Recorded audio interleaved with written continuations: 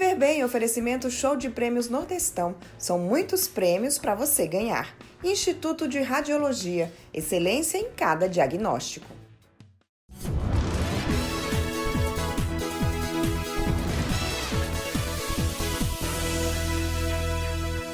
Olá, bom dia. Mais um sábado, primeiro sábado de novembro, Viver Bem no ar. E no programa de hoje a gente vai trazer, claro, Novembro Azul. Tem uma entrevista com um urologista para conscientizar os nossos telespectadores sobre essa importância desse cuidado com a saúde. Homem não gosta muito de ir ao médico. Se você tem algum homem aí na sua família que não gosta de ir ao médico, que dá trabalho, aproveita, já liga, já chama para acompanhar o Viver Bem de hoje, que ele não pode perder essa entrevista. Eu tenho certeza que depois dessa entrevista ele vai se conscientizar e aí sim já vai marcar consulta com seu médico. Nós vamos falar também sobre fibromialgia, numa entrevista com o neuropsicanalista, Dr. Jorge Guedes. Além disso, tem a cobertura do espetáculo de balé do NEC Pinguinho de Gente, que aconteceu semana passada lá no Teatro Riachuelo. Tudo isso e muito mais você confere a partir de agora no Viver Bem. E lembre-se também que você pode manter contato direto com a gente todos os dias através do nosso site, o guiaviverbem.com.br e dos nossos perfis nas redes sociais. Todos os dias tem muitas dicas para ajudar você e toda a sua família a viver bem. Agora sim, vamos começar nossas entrevistas, porque o Viver Bem de hoje está no ar. E já que estamos em novembro, Novembro Azul, a gente vai começar o programa com um alerta para você, homem, que assiste o Viver Bem. Gente, o homem tem que se cuidar, infelizmente. Muitos de vocês têm aquele receio de procurar um médico, mas esse é o mês dedicado à saúde do homem, à prevenção do câncer de próstata. Eu estou recebendo o Dr. José Lucena, urologista, que a gente vai bater um papo sobre essa questão, sobre essa importância de você ir ao médico, de você fazer a prevenção, fazer o check-up, deixar todo o preconceito de lado. Bom dia, tudo bom, Dr. José Lucena? Bom dia, é um prazer estar aqui com vocês. Abrindo o mês de novembro, sempre vem essa cobrança para que a gente vá dar esses alertas para a população masculina, ver se a gente consegue levar o homem ao consultório médico, já que a mulher tem esse hábito de se cuidar muito mais e o homem precisa ser lembrado. Pelo menos tem novembro para a gente conseguir lembrar esses homens para que cuidem da sua saúde. Lembrado ou obrigado? Porque tem uns que podem até lembrar, mas não vão. Depende. Fazem questão de não ir, né? Depende. Nós lembramos os homens. As mulheres deles normalmente obrigam, né? Eu costumo dizer que a gente vai para a televisão, chega esse mês sempre há uma cobrança maior, mas quem realmente leva o homem ao consultório médico, no caso da prevenção de próstata, costuma ser ainda hoje a esposa. A esposa bem casada, que está preocupada com o marido e que não quer ficar viúva, ela leva o seu marido ao urologista, pelo menos em novembro, para fazer a avaliação periódica de rotina, detecção de problemas urológicos. A gente sabe que as estatísticas, a gente estava conversando aqui antes da gravação, e as estatísticas do câncer de próstata vão ultrapassar as estatísticas do câncer de mama, que eram 60 mil novos casos esse ano. Câncer de próstata ainda mais que isso, doutor José Lucena? A expectativa do INCA para 2019 são de 68 mil novos casos diagnosticados de câncer de próstata. O câncer, tirando o câncer de pele, é o câncer mais frequente no homem, e é a segunda maior causa de morte por câncer no homem. Ele só perde como causa de morte para o câncer de pulmão, que está diminuindo as estatísticas do câncer de pulmão, porque hoje em dia a população tem se conscientizado do malefício do cigarro, tem largado o cigarro, e como o câncer de pulmão ele é muito relacionado ao cigarro, a gente está conseguindo diminuir a incidência do câncer de pulmão. Mas o câncer de próstata ele segue firme e forte, já que ele não tem um agente etiológico tão clássico, tão claro. Quando a gente fala em prevenção de câncer de próstata, o que é que os homens devem saber? E essa questão da ida ao médico para fazer essa avaliação, é a partir de que idade? Né? E por que, doutor José, tanto preconceito desses homens em ir ao médico? É medo? Eu acho que é medo. O preconceito existe, mas hoje está diminuindo cada vez mais, né? E cada vez mais as pessoas estão preocupadas em viver mais e viver melhor. E quando a gente está falando de uma doença que os índices de cura chegam a 90%, 95% de cura quando diagnosticado precocemente, você deixar para diagnosticar tardiamente e vir a falecer de uma doença que tem um potencial de cura muito alto, faz com que cada vez mais as pessoas vão perdendo esses dogmas, vão perdendo esse medo e realmente vão cada vez mais procurando a assistência no urologista. A partir de que idade o homem deve realizar essa consulta anual no urologista? A Sociedade Brasileira de Urologia, ela preconiza que, no geral, a partir dos 50 anos de idade, mas nas populações de risco, a partir dos 45. Quem é que está nessa população de risco? Eu costumo dizer que todos os homens estão, né? Porque um dos fatores que ele considera como risco é a obesidade, o sobrepeso também é uma epidemia, mas a raça negra, o câncer de próstata ele é mais agressivo e mais frequente na raça negra. Sobrepeso, histórico familiar de câncer de próstata transformam aquela pessoa numa população de maior risco. Por que eu digo maior risco? Porque de cada 10 pacientes diagnosticados com câncer de próstata, aproximadamente 8, eles não têm um histórico familiar de câncer de próstata. Aquele é o primeiro caso na família. Então, eu brinco às vezes nas palestras dizendo que o fator de risco para câncer de próstata é ter nascido do sexo masculino. Teve próstata, já é fator de risco. Durante outubro, a gente teve uma série de entrevistas sobre essa questão da prevenção do câncer de mama e eu lembro muito de uma das pacientes que ela deu o depoimento dela, ela falou, gente, não deixa o câncer lhe encontrar, encontre ele primeiro que é melhor, né? Não tem que ficar fugindo. O câncer de próstata, particularmente, isso é uma verdade absoluta, já que a gente tem altos índices de cura quando é diagnosticado precocemente. E precocemente o câncer de próstata não causa nenhum sintoma.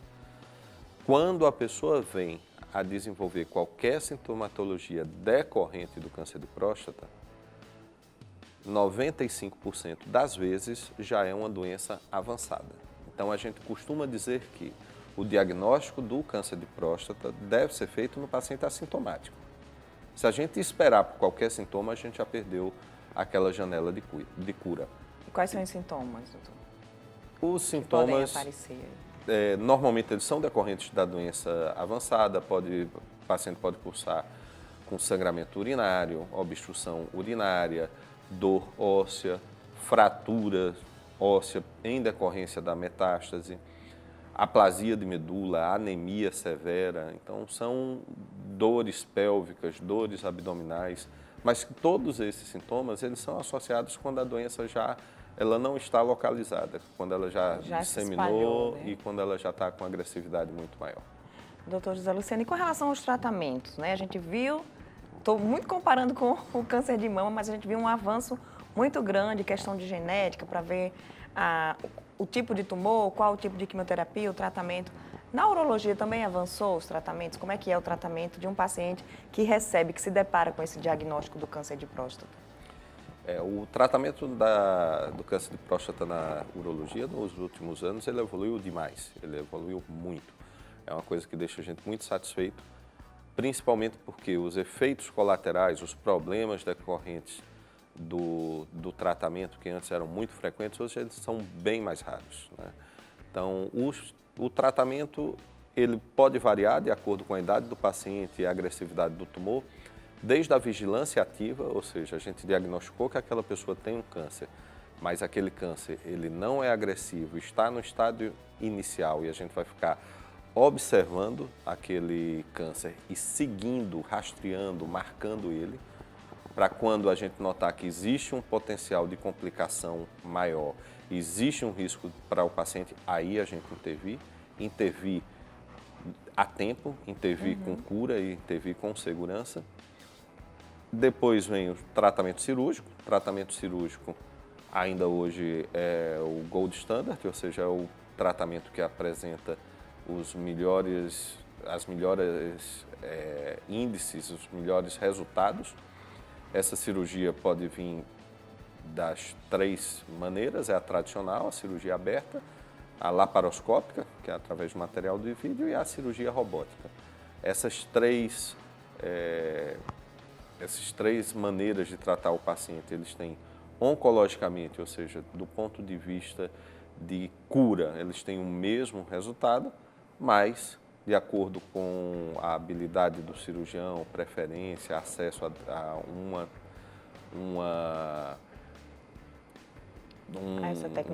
tecnologia ou outra, você vai optar por uma dessas três. Tem peculiaridades, às vezes, que favorecem uma em relação às outras. Isso normalmente é discutido entre o urologista e seu paciente. Eu sempre escuto muito homens falarem que tem medo da cirurgia, tem medo do tratamento, a questão da impotência sexual. O paciente que é submetido a essa cirurgia, ele tem o risco de ficar impotente? Todos os homens têm risco de ficar impotentes. Com né? cirurgia ou sem cirurgia? Sem cirurgia ou com cirurgia. Né? Às vezes, somente o diagnóstico, ou seja, só o fato de você dizer para o paciente que ele tem um câncer de próstata, ele já desenvolve impotência por aspectos psicológicos que estão envolvidos nisso aí. Né? A cirurgia para o tratamento do câncer de próstata, ela costuma diminuir um pouco da qualidade da potência sexual do homem, mas ela costuma diminuir um pouco. Aquele paciente que tem uma vida sexual plena, efetiva, que não tem problemas de ereção, que tem uma parceira participativa, dificilmente, a maioria deles não vai desenvolver problemas de ereção, dificilmente desenvolverá, mas pode acontecer. Né? Mas a vida em primeiro lugar, né, doutor? É óbvio que um paciente que já tem uma idade mais avançada, que já tem problemas de ereção, que já usa remédios para combater esse problema de ereção, a chance de desenvolver impotência é maior do que um paciente jovem que tem uma ereção nova. Mas, para todos os problemas decorrentes da cirurgia, também existe tratamento. Né? Se desenvolver ereção, problema de ereção, existe tratamento e a pessoa volta a ter uma vida sexual plena e satisfatória. E com saúde, né? Com saúde. Doutor Zé Lucena, muito obrigada. Eu quero até deixar as câmeras do Viver Bem para aquele último puxão de orelha, né? O novembro está começando agora, o mês de novembro está começando. Especial hoje, né? Dia de finados, então eu acredito que os homens que estão assistindo não querem estar aí no próximo ano, nos anos seguintes, sendo celebrado pelo dia de finados. Valorizem a vida de vocês e escutem os conselhos aqui do Dr. José Lucena. Está aí as câmeras abertas para conscientizar esses homens que estão assistindo o programa. Eu diria que, para que vocês não sejam homenageados no próximo 2 de novembro, ou seja, dia de finados, para que estejamos todos nós aqui, é importante sempre que haja uma conscientização do homem para que procure o seu urologista pelo menos uma vez ao ano, para fazer exames periódicos, para fazer uma avaliação global.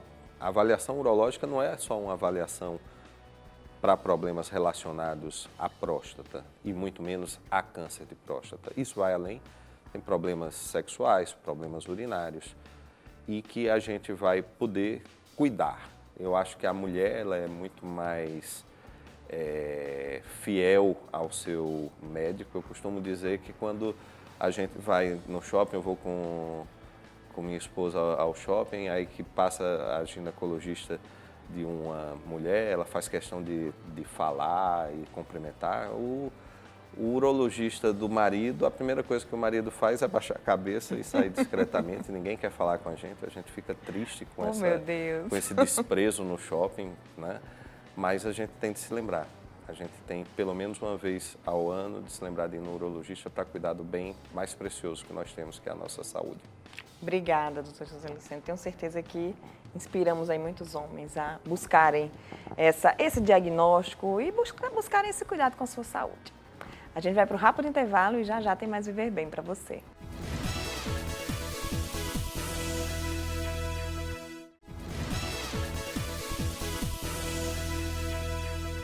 Já estamos de volta. Eu quero saber se você conhece alguém que sofre com fibromialgia.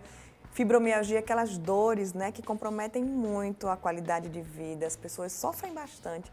E a gente vai conversar hoje com o Dr. Jorge Guedes, neuropsicanalista, que realiza um atendimento bem especial para esses pacientes que sofrem com fibromialgia. Bom dia, tudo bom, doutor Jorge? Bom dia. Como está você, Juliana? Tudo Bom dia ótimo. a todo o seu público maravilhoso e muito obrigado por esta oportunidade. Nossa, os telespectadores que agradecem, né? Eu quero até convidar todo mundo a ficar atento aqui a essa entrevista para conhecer essa nova opção aí. Nova não, né? Já Não, é bem muito antiga, bem antiga, mas que é pouco difundida. Vamos começar falando do que é a neuropsicanálise e de que forma ela pode ajudar os pacientes que sofrem com fibromialgia. Perfeito. A neuropsicanálise, Juliana, é uma integração da neurociência com a psicanálise. Então, os neurocientistas, eles estão desenvolvendo um trabalho, isso a nível global, para entenderem melhor determinadas patologias e também condições, ou seja, desenvolver condições para tratar essas patologias. Então, tanto a nível físico como a nível psicológico. Então, é justamente essa a integração. Então, aqueles processos psicossomáticos, ou seja, aqueles processos físicos, e que muitas vezes são confundidos, como estávamos até conversando uns segundos antes, sobre a fibromialgia, né, que é muito confundida. Então, tem pessoas que acreditam que a fibromialgia é um fator, é de origem psicológico, não valorizam. Até mesmo, muitas vezes, quem sofre, que é acometido pela fibromialgia, também fica em dúvidas. Bem, será que estou criando coisas? Será que eu vivo essas dores realmente? Mas não, desde 1992, que a Organização Mundial da Saúde realmente entende que a fibromialgia ela é doença. E não é só uma doença motivada pelo fator psicológico, é um dos fatores. Porém, é lógico que ela se estende pelo corpo todo, porque nós somos, digamos, células. Então, essas células estão todas integradas e quando existe uma descarga motivada por qualquer outro fator, lógico que todas elas vão sofrer consequências. E como é que é o tratamento de uma pessoa que sofre com fibromialgia dentro da neuropsicanálise? Dentro da neuropsicanálise. Ele é um tratamento muito simples. Ele é acompanhado pelo setor naturalista e também através da ativação neural. Então, geralmente, a fibromialgia, ela provoca interrupções, digamos, de informações, sinapses do cérebro para determinadas regiões do corpo, que é justamente esta a origem das dores serem intermitentes, contínuas, agudas, difusas. Então, muitas vezes as pessoas não entendem, não sabem nem descrever o que realmente elas estão sentindo. Então, através dessa manipulação de determinadas áreas do corpo, porque o nosso cérebro, ao mesmo tempo que ele recebe informações, ele também envia, é simultâneo, aferentes e eferentes. Então, o que acontece? Através dessa manipulação em determinadas áreas do corpo, estamos enviando informações para o cérebro que naquela região existe uma deficiência de líquidos bioquímicos. Automaticamente, as unidades do cérebro responsável por aquela região que está passando um sinal de alerta, que é a dor, não deixa de ser um sinal de alerta, de que alguma coisa não está correta no funcionamento orgânico. Então, o que acontece? O cérebro, ao produzir esses líquidos bioquímicos, imediatamente ele passa a suprir essas necessidades. Bem, se é no corpo inteiro, então, lógico que aí é necessário um tratamento que pode ser curto, médio, também vai depender do tempo em que a pessoa venha envolvida com esse sofrimento, porque realmente a fibromialgia, ela é um sofrimento. Então, essa manipulação, ela é física, motora, esquelética, porque a fibromialgia, ela atinge nervos, músculos e também os nervos do músculo esquelético, ou seja, o esqueleto em si. Então, muitas vezes, tem pessoas que dizem, eu sinto dores que dá a sensação que vem de dentro do osso. E realmente, essa dor, ela é tão intensa que ela se torna difusa. E a partir do momento em que o cérebro começa a trabalhar, a produzir esses líquidos bioquímicos, os neurônios começam a trabalhar, a se regenerar e a desenvolver, digamos, um tratamento na regeneração celular. São manipulações? São tipo manipulações. Uma massagem? Não é exatamente uma massagem. Muitas vezes é confundido com massagem. Inclusive, já aconteceu de pessoas dizerem, olha, eu estou levando um acompanhante para assistir o tratamento e depois fazer em casa. Não é a mesma coisa, porque é necessário entender de anatomia. Então, sabemos que não existe músculos sem nervos, ou seja, um não funciona sem o outro, os estímulos. E muitas vezes a pessoa vê o profissional trabalhar numa determinada área e julga que ali só está fazendo um movimento. Não está fazendo somente um movimento. Ele está trabalhando um nervo ou ligamentos específicos, que pode trazer, digamos, levar um trabalho para o corpo ou para toda uma região do corpo ou para todo o corpo. Então, não é uma massagem, é uma manipulação onde vamos identificar nervos ou blocos de músculos que estão afetados, que podem estar, digamos, afetados porque existe inflamações alojadas e que nem sempre medicamentos conseguem eliminar.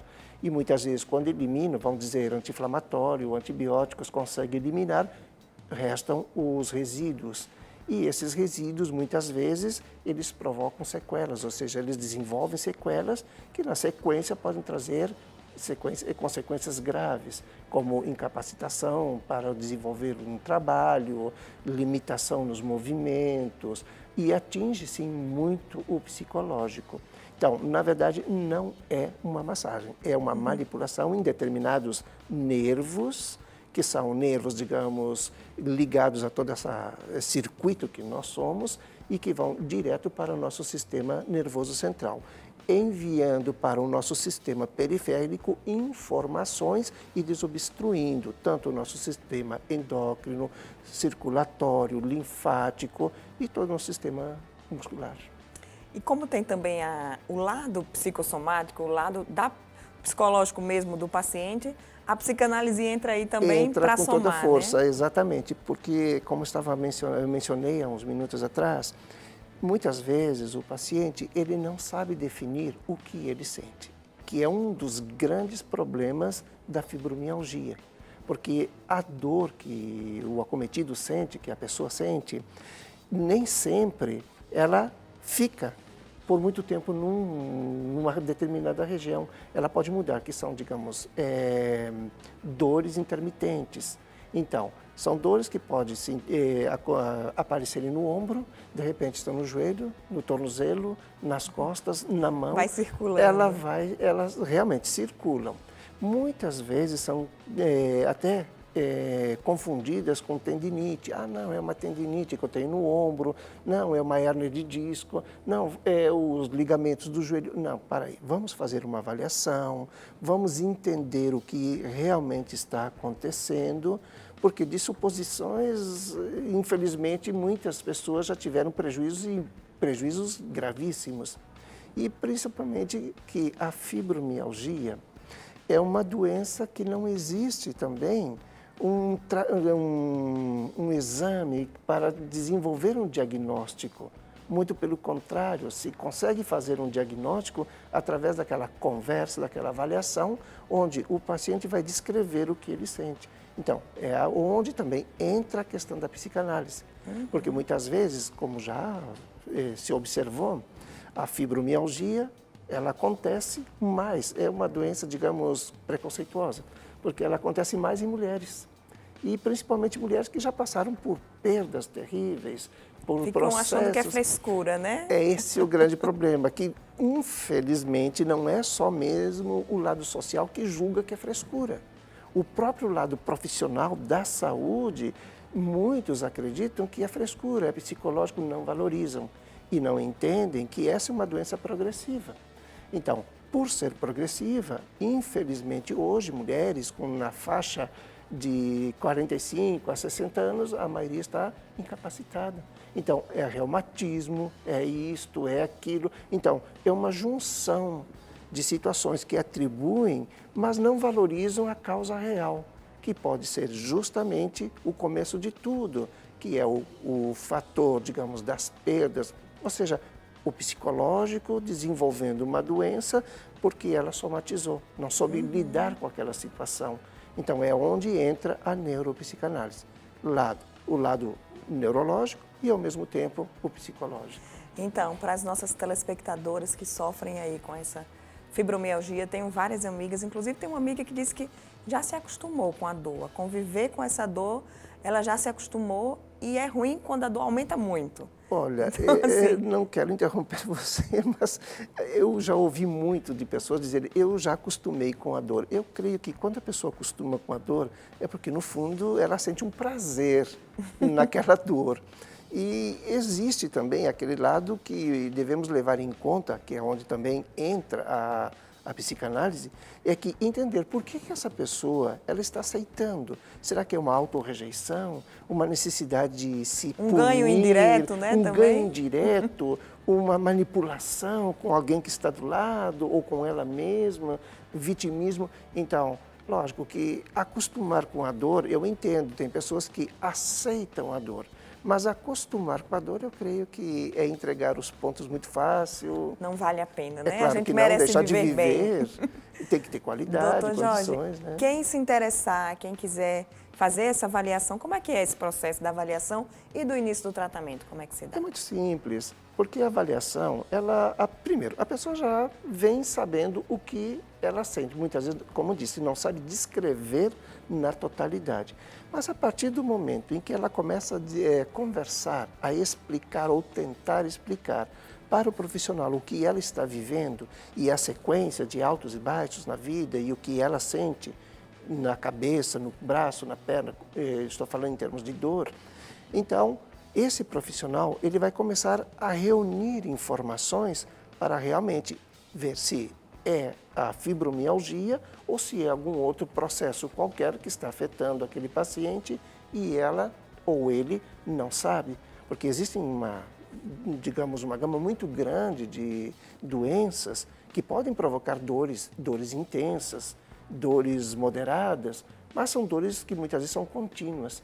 Então, a avaliação é muito simples, é conversar, explicar, tentar, exatamente, uma conversa onde não tem um tempo, muitas vezes as pessoas estipulam um tempo, é 40 minutos, 50 minutos, não. Se formos fazer um trabalho que realmente possa trazer um bom resultado, o tempo ele tem que estar fora. Porque muitas vezes, quando fica condicionado, a pessoa não é omitir, ela esquece de transmitir informações valiosíssimas.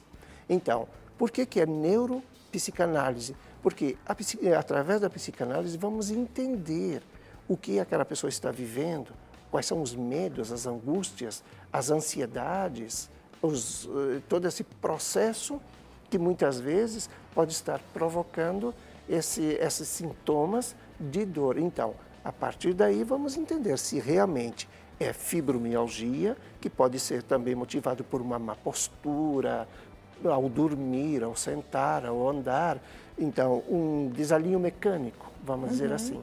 Então, essa avaliação ela tem que ser justamente feita de uma maneira com tempo suficiente para que não se tenha, digamos, motivos para dizer, olha, houve uma falha.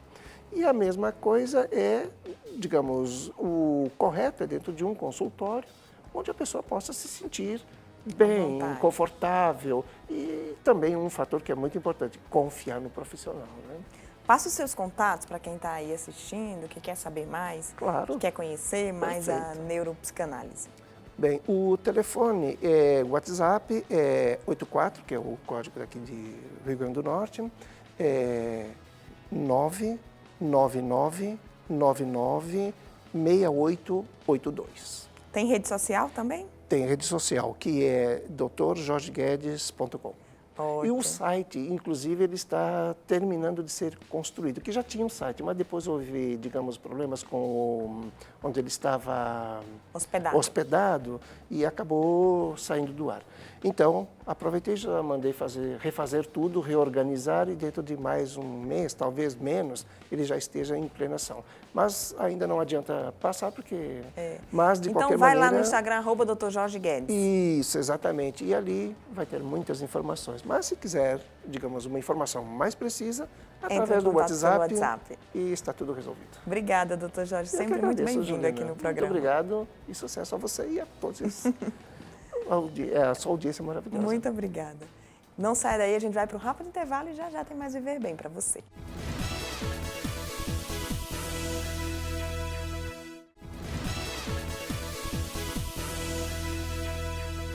E já estamos de volta e nesse terceiro bloco do Viver Bem vamos falar um pouco de cultura, vamos conferir o espetáculo de balé, o espetáculo anual do NEC Pinguinho de Gente, que aconteceu na semana passada lá no Teatro Riachuelo.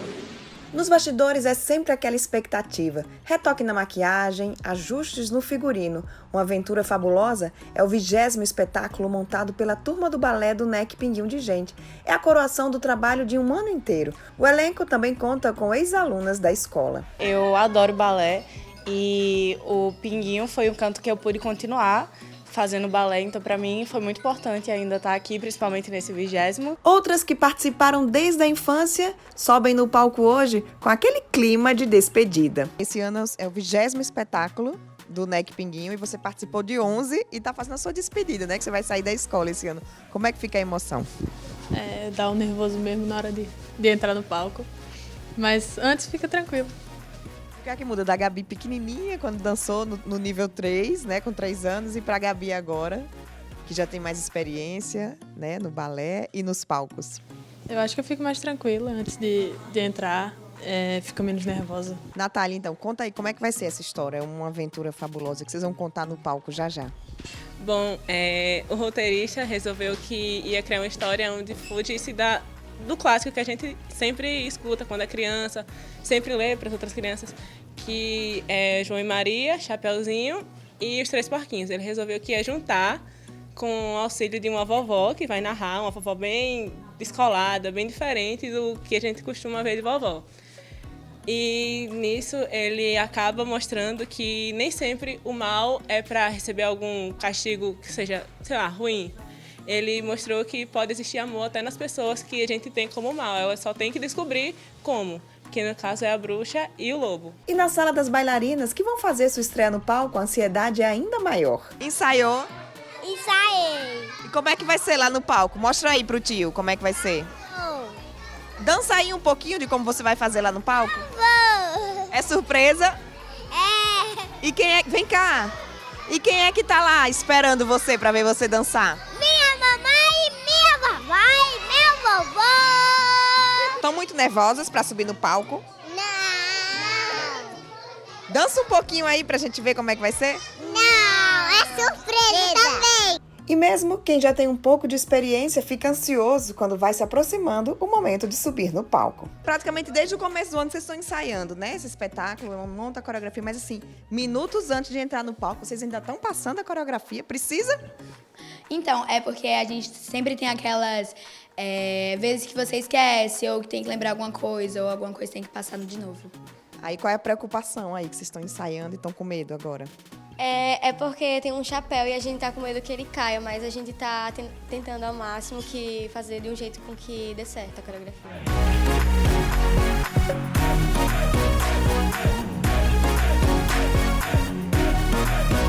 Aí a mãe participa disso tudo. As filhas já saíram da escola, mas você continua participando? Continuo, sim. Participo todos os anos. Assim, já é o 3º ano que eu estou aqui, arrumando os cabelos, ajudando na maquiagem, na troca de figurino. Assim, a mãe se arruma de mãe, mas fica ali atrás, que é para... Assim, na verdade, eu me tornei mãe de todas na hora da troca, na hora de tudo, assim. Aí eu tô aqui para ajudar todo mundo, entende? Então, todo mundo corre, porque elas me chamam todas de Tia Cida, né? Então, eu tô aqui. Tia Cida tá aqui e a mãe de Natália e Clara.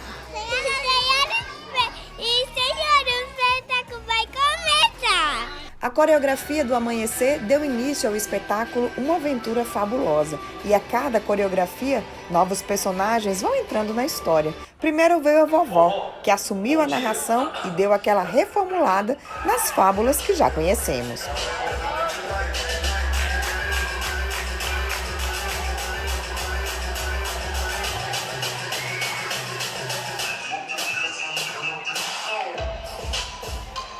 Os Três Porquinhos travaram aquela conhecida batalha com o Lobo Mau, construíram suas casas de diferentes materiais, mas de repente uma personagem de outra história surgiu. Era Chapeuzinho Vermelho, pedindo abrigo aos porquinhos para fugir do lobo. Por favor, estou em apuros! Não vou cair nesta armadilha, lobo malvado. Pode dar meia volta. Acredite, porquinha, sou eu, a Chapeuzinho Vermelho. E quem me garante?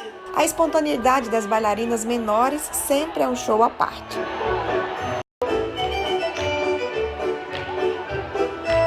A aventura fabulosa também lembrou um pouco da fábula João e Maria. De repente, além dos irmãos, a bruxa prende na casa de doces a Chapeuzinho Vermelho e os porquinhos. Eu vi João e Maria. Deu a louca na vovó narradora mesmo. Ela foi longe demais. Se não abrirem, vou soprar bem forte.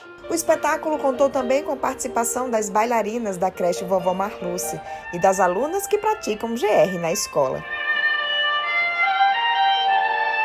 Mas vamos voltar à história. Quem disse que os vilões precisam ter um final ruim? Na aventura fabulosa, a bruxa e o lobo mau se apaixonam, se casam e se transformam em boas pessoas.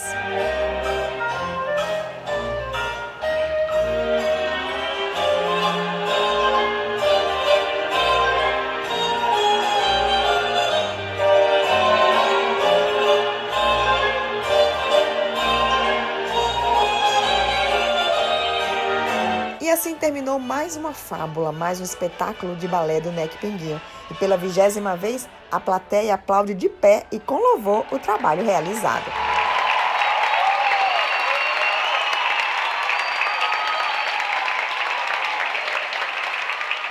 É um trabalho muito gratificante, as crianças dançam muito felizes porque elas entendem a história que a gente quer passar, elas vivenciam isso durante as aulas, né?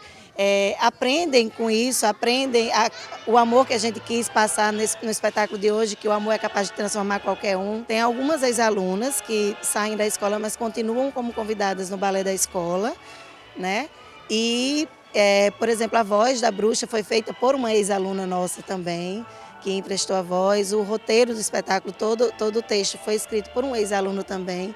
Então isso deixa a gente muito feliz, porque é uma coisa feita muito em casa, né? Muito na casa NEC Pinguinho de gente. Valeu muito a pena, as crianças estavam lindas, estavam felizes e a professora está mais feliz ainda.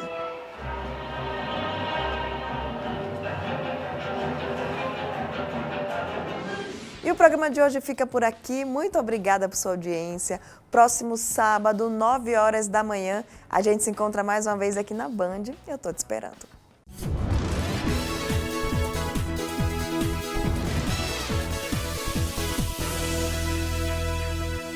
Viver Bem, oferecimento show de prêmios Nordestão. São muitos prêmios para você ganhar. Instituto de Radiologia, excelência em cada diagnóstico.